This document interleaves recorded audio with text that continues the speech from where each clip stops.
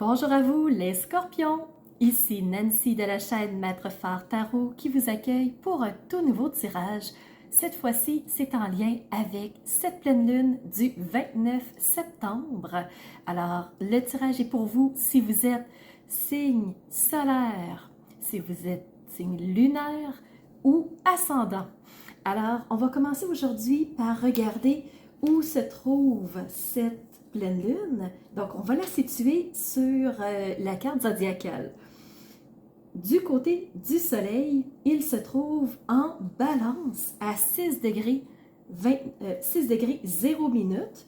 Alors, le soleil en balance, c'est un soleil qui va chercher à aller chercher un équilibre.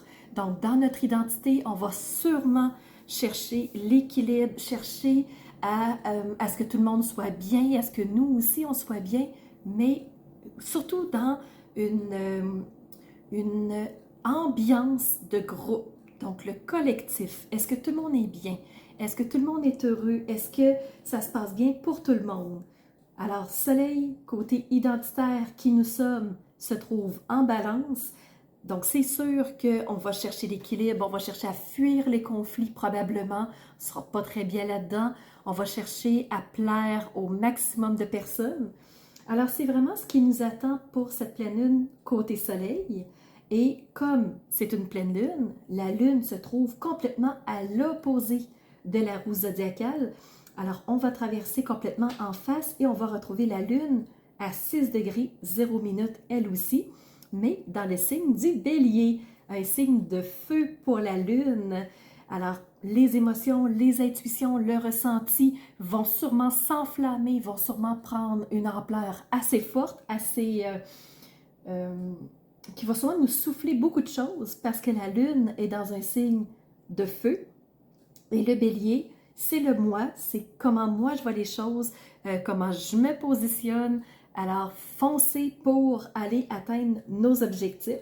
Alors, la lune se trouve dans un signe vraiment de feu, qui veut complètement ouvrir toutes les barrières, tandis que pour le soleil, il est dans un signe d'air. Alors, vraiment, c'est ce qui met la table pour notre pleine lune. Si vous voulez une analyse astrologique plus approfondie de cette pleine lune, je vous invite à aller sous la vidéo. J'ai mis le lien de l'analyse astrologique de la pleine lune qui a été fait un peu plus tôt, qui est sorti aussi un peu plus tôt sur les réseaux sociaux. Alors nous, ce qu'on va faire ensemble, tourner nos yeux vers le ciel et on va aller voir point de vue astrologique pour vous les scorpions, ce qui s'en vient. Et ensuite, on va tourner nos yeux vers les cartes et on va aller voir le message que les cartes ont à vous dire. Alors, si ce plan de match vous intéresse, je vous invite à me suivre du côté du ciel et on va aller voir point de vue astrologique tout de suite pour vous les scorpions. Premièrement, vous avez 2 sextiles, vous avez personne dans votre territoire astrologique. Alors, on poursuit avec les aspects. Donc, 2 sextiles, vous avez 2 carrés et vous avez 3 trigones. On va détailler tout ça pour mettre plus de sens. Alors, du côté des sextiles, les scorpions, vous avez un premier sextile avec Mercure. Mercure qui est revenu direct. Donc, depuis le 15 septembre, il était redevenu direct. Avant, il était rétrograde. Alors, il est revenu direct dans le signe de la Vierge toujours. Présentement, Mercure à 20 degrés. Mercure, c'est la planète de la communication. C'est la planète des échanges, la planète de l'intellectuel, la planète des voyages, des créations. Alors, Mercure, le fait qu'il soit direct, ben, il va vous amener cet aspect intellectuel-là, mais aussi favoriser vos échanges pour cette pleine lune. Ensuite, vous avez un sextile avec Pluton. Pluton dans le secteur du Capricorne en ce moment, toujours rétrograde. Il va continuer à rétrograder comme ça jusqu'au 11 octobre et ensuite, il se remettra en marche directe. Mais pour l'instant, il est rétrograde, ce qui fait que Pluton nous amène à tourner nos yeux vers l'intérieur, à s'intérioriser, à prendre du temps pour soi, à analyser comment les choses se placent en soi, pour soi. Et Pluton, c'est la planète, on dit déconstruire pour mieux reconstruire. Alors, dans le fond, Pluton il est là pour que les domaines de vie, nos décisions qui sont instables, qui ne nous correspondent plus, tombent, pour que les choses s'arrêtent, pour qu'on prenne conscience que ça ne fait plus sens, que la route qu'on marche n'est plus celle qui nous correspond, pour modifier quelque chose et aller dans une meilleure direction. Alors, vos sextiles, dans le fond, c'est au point de vue communicationnel, au point de vue intellectuel, et on a Pluton aussi qui vient s'assurer qu'on est confortable là où on est. Est-ce qu'on a des modifications à faire dans un ou plusieurs domaines de vie? Au point de vue des carrés, vous avez, on disait 2 carrés. Le premier avec Vénus. Vénus se trouve dans le signe du Lion en ce moment et il est direct, il n'y a pas de problème. Alors cette Vénus-là, c'est la planète qui représente, symbolise l'amour, les relations.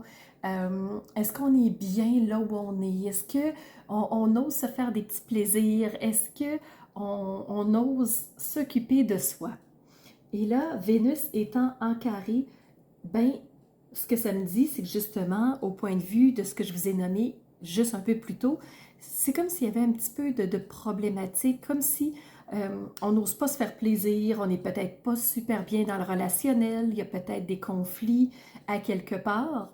Pourtant, Mercure, qui est le côté relationnel, communication, lui, il vous supporte en sextile, mais pourtant la Vénus vient me dire qu'il y a de quoi qui ne fonctionne pas. Alors, c'est comme si, au point de vue peut-être amoureux, ça coince à quelque part. Vous avez aussi un carré avec la Lune noire. La Lune noire, c'est l'astéroïde qui vient nous mettre les bâtons dans les roues dans le sens qu'elle nous cache des informations. On ne voit pas le portrait dans son ensemble. Le fait qu'il nous manque des informations, c'est imprécis, c'est pas clair, ça peut nous amener de la colère, de la frustration, de l'incompréhension parce qu'on ne comprend pas entièrement la situation. Alors, les carrés, c'est vos zones de défi. Peut-être que la lune noire, justement, c'est le défi au point de vue amoureux. Il y a peut-être quelque chose qui est caché avec cette Vénus qui est aussi en carré avec vous. Alors, à aller voir comment ça vous parle, est-ce que ça vous correspond? Point de vue des trigones. Trigone, fantastique énergie. Vous en avez 3. Premier trigone avec Vesta. Vesta qui est l'astéroïde du bien-être. Et Vesta est récemment entrée dans le signe du Cancer. Alors, Vesta va nous amener à vouloir se sentir mieux, vouloir se sentir bien, vouloir être en harmonie. Et vu qu'il est dans le signe du Cancer, ben, c'est être en harmonie dans son foyer, avec ceux qui nous entourent, avec sa famille, avec ses enfants, avec peut-être frères, sœurs, parents. Alors, notre focus sera probablement sur ce point-là. Comment on peut faire pour se sentir encore mieux au point de vue familial? Vous avez un deuxième trigone avec Neptune. Il faut dire que Neptune est rétrograde en ce moment dans le signe du Poisson. Neptune, c'est la planète de l'imaginaire, la planète de conceptualiser des choses, c'est la planète de j'ai des idées et je vais vraiment les imaginer dans ma tête, je vais vraiment leur donner forme. Et Neptune, c'est celle qui vient mettre un peu de croquant, un peu de fantastique, un peu de merveilleux pour que les choses soient plus légères. Comme Neptune est en période rétrograde en ce moment, ce qui va se passer pour Neptune, c'est que il va nous amener du flou au point de vue mental, ce qui fait que, encore une fois, il y a une petite couche de plus pour vous les scorpions qui fait que c'est pas clair, c'est imprécis. Premièrement, vous avez la lune noire en carré et deuxièmement, vous avez Neptune rétrograde. Le fait que Neptune rétrograde soit en trigone, ça, c'est une fantastique énergie. Alors peut-être que justement, ça va vous permettre de relâcher votre mental, ça va peut-être vous permettre de le fait qu'il y ait du flou mental, il y a sûrement un baume à quelque part, un point bénéfique pour vous les scorpions, mais c'est vraiment de la façon que le trigone se présente. Et peut-être justement qu'il va axer point de vue familial. Dernier trigone, avec Saturne. Saturne qui est aussi rétrograde. Saturne, c'est le sage du ciel. C'est celui qui nous permet de réfléchir en profondeur pour prendre une décision qui est assumée, une décision qui est réfléchie, une décision qui est appuyée sur la logique. Saturne, c'est aussi Chronos, qui représente le temps. Alors, Saturne étant rétrograde, il nous amène à plonger en soi et à voir qu'est-ce qu'on en fait de ce temps-là. Est-ce qu'on met à profit notre logique? Est-ce qu'on prend le temps de réfléchir vraiment profondément dans tous les aspects avant de prendre une décision? Alors, pour vous les scorpions, c'est comment se présente le ciel point de vue astrologique. Maintenant, je vais vous amener avec moi du côté des messages des cartes. On commence tout de suite avec le tarot. J'ai choisi aujourd'hui un tarot à saveur amérindienne qui est le tarot de la quête de vision. Première carte que vous avez reçue la 8 de terre. Alors la courge qui est cet aliment vital, cet aliment de base pour les Amérindiens. Et on voit ici qu'on est en train de faire fructifier, on est en train de produire des courges pour ensuite les récolter. Et on est en train vraiment d'en prendre soin, on est en train de leur donner tout ce qu'il faut pour qu'elles grandissent en santé. Alors peut-être que ça vous parle à vous, peut-être qu'il y a quelque chose que vous êtes en train de nourrir, quelque chose que vous êtes en train de faire grandir dans le but de cette récolte. Deuxième carte de tarot, vous avez reçu ici la 9 de feu. La suite de feu représente les bâtons dans d'autres tarots et le fait que ce soit une carte de feu représente la passion, représente ce qui nous anime, ce qui nous fait vibrer. Là ici, le fait que vous ayez reçu la 9 de feu, donc c'est comme s'il y avait 9 bâtons, on est rendu presque à la fin de la suite et c'est comme si à force de marcher, c'est comme si on s'épuise pas après pas, c'est comme si ça nous demandait trop d'énergie, comme si ça venait tirer sur nos réserves intérieures et ça nous fait justement baisser en énergie, ça nous fatigue. Alors la 9 de feu, c'est un peu une mise en garde qui nous dit fais attention à ton énergie parce que peut-être que tu t'investis trop dans quelque chose que tu penses être le meilleur chemin pour toi. Ce qu'on te dit ici, c'est que tu peux t'appuyer sur ta force intérieure, mais ne la distribue pas à tout le monde. Cette force-là, elle est à toi, elle est en toi. C'est ta source vitale.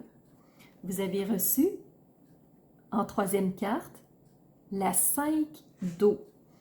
L'eau représente les coupes dans d'autres tarots et le fait qu'on ait reçu la 5 de coupe, c'est comme si là on se disait, je suis en train de faire une mise au point parce qu'une pleine lune, c'est un instant de bilan, c'est là où on fait le point sur notre situation souvent.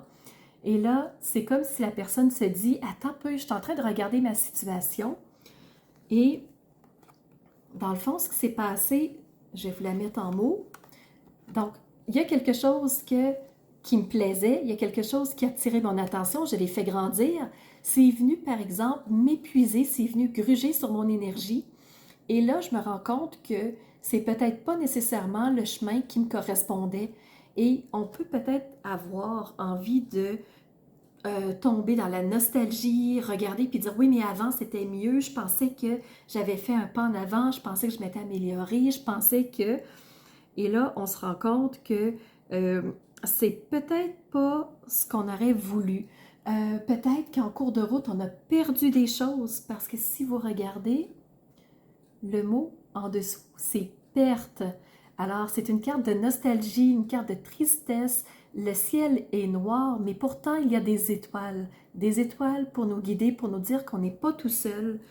Alors, le 5 d'eau, c'est une carte, justement, qui a envie de faire qu'on se replie sur soi.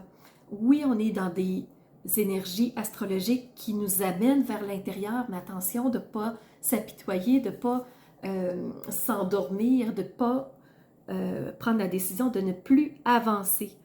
Parce que ici, sur la carte du 5 de coupe, on a encore deux coupes qui sont intactes, qui sont complètes, qui sont entières.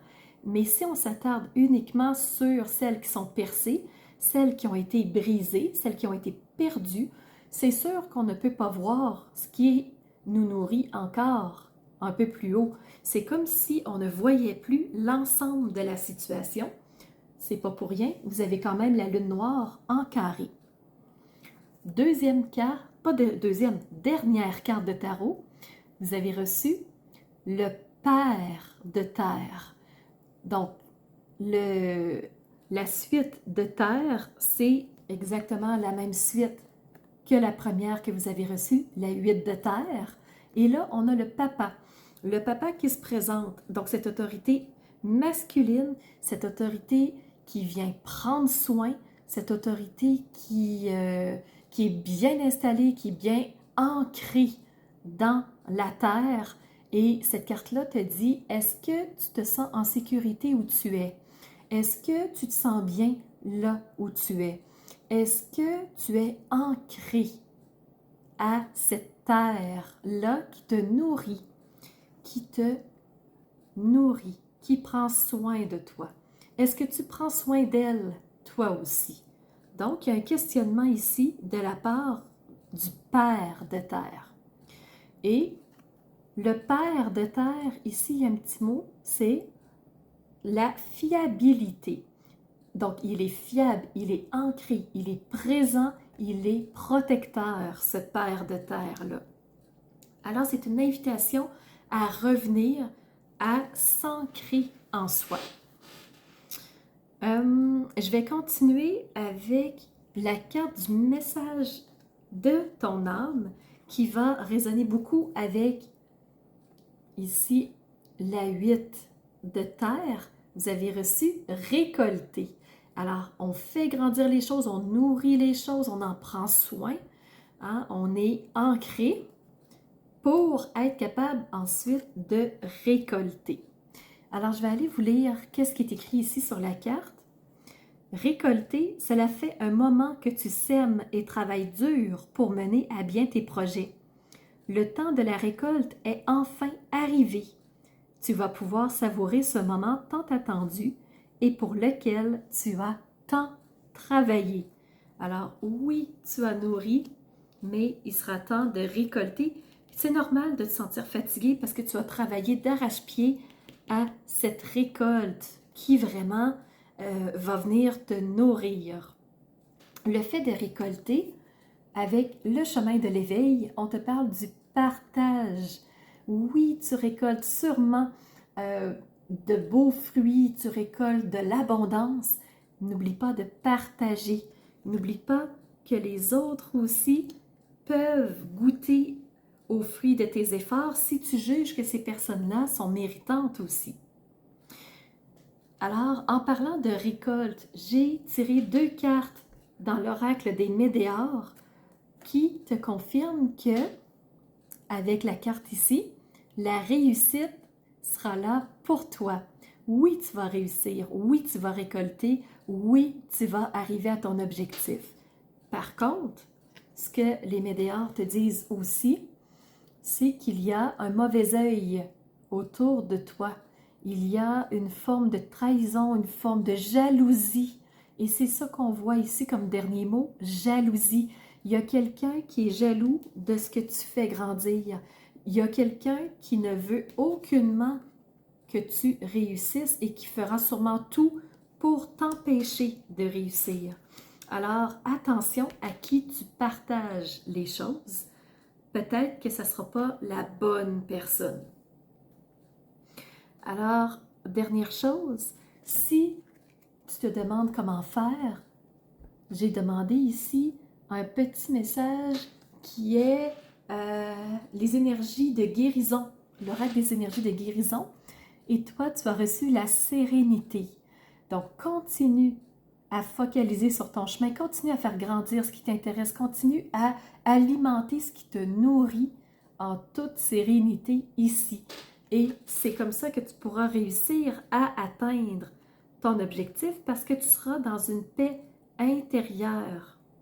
Alors, juste d'avoir une vision de la vie, d'être dans un esprit d'ouverture à chaque étape, ça va t'aider à faire face à tes peurs et d'avoir la sagesse de ce qui est en train de se placer pour toi à travers l'univers. La sagesse, je te rappelle que c'est Saturne, Saturne qui est en trigone avec toi. Et dernier message, de la part des murmures des animaux, tu as reçu la tortue. Le petit mot qui est juste en dessous de la tortue, c'est la stabilité. Elle est magnifique, cette carte-là. Alors, je te la place juste ici et j'ai envie de te lire quelques passages du livre. Alors, avec la tortue, ce que ça signifie, c'est que je me mets en mouvement pour atteindre la stabilité, l'ancrage avec le papa de terre. Je cherche chaque jour à me rapprocher de l'équilibre dans tous les domaines de ma vie, avec ce soleil en balance, on en parlait, et ce, malgré les tempêtes. La stabilité ne s'acquiert qu'en étant actif. Donc, il faut se mettre en mouvement avec ce personnage. Donc, ce n'est pas en restant isolé, replié sur soi qu'on avance, il faut être en mouvement. Alors, qu'est-ce que ça dit aussi? Ça dit que la tortue incarne la détermination et la sérénité. On en parlait ici, sérénité, avec l'oracle des énergies de guérison. Tu as besoin de stabilité, grand besoin de stabilité, de paix, autant intérieure qu'extérieure, et d'harmonie dans ta vie. Tu cherches sans cesse comment y parvenir, et cela fait de toi une personne qui sait se remettre en question et qui continue d'avancer, malgré quoi? Malgré les épreuves. Alors, lorsque tu dois prendre une décision, fais preuve de sagesse et de patience. C'est Saturne. Ne te précipite jamais et prends le temps de peser le pour et le contre de chaque situation. Ainsi, ta décision sera durable. Alors, il y a aussi dans le livre des informations côté professionnel, côté cœur, spiritualité et météo énergétique, mais je ne veux pas tout te lire, ce serait trop long. Alors voilà, j'espère les scorpions que ce tirage aura résonné pour toi. Donc continue de marcher ton chemin, continue de nourrir ce qui te correspond, ce qui te parle vraiment. Ne reste pas à terre. On peut mettre un genou par terre, mais on se relève et on avance. On avance comment? On avance premièrement en étant ancré, en toute sérénité, dans le but d'une récolte dans le partage. Alors voilà, j'espère que ça vous aura parlé les scorpions. N'hésitez surtout pas à mettre un commentaire sous la vidéo. Il me fera plaisir de vous répondre. Surtout, likez la vidéo. Moi, ça m'indique que vous avez aimé et ça m'indique que vous voulez que je poursuive. Parce que si je n'ai pas de réactivité, c'est difficile de savoir pour moi si on aime ou pas ce que je fais. Donc, n'hésitez surtout pas à m'appuyer, à me dire merci, à liker et de mon côté, je vous donne rendez-vous pour une prochaine vidéo. Alors, voilà, c'est ce que j'avais à vous dire. Si vous n'êtes pas abonné, abonnez-vous s'il vous plaît. C'est important pour moi pour faire grandir la chaîne. J'ai déjà eu une belle poussée dans la dernière lunaison. Merci à tous ceux qui se sont abonnés. Si tu ne l'es pas déjà, abonne-toi aussi. Je vous invite à laisser un commentaire pour interagir avec moi sous la vidéo. Ça me donne toujours des belles indications sur ce qui vous a parlé, si vous avez aimé, qu'est-ce que vous avez aimé, qu'est-ce qui est venu vous chercher. Alors, n'hésitez pas à laisser un commentaire sous la vidéo. Et je vous donne rendez-vous pour la prochaine lunaison. Alors, c'était Nancy, chaîne Maître Fort Tarot, qui vous dit à bientôt pour un prochain rendez-vous.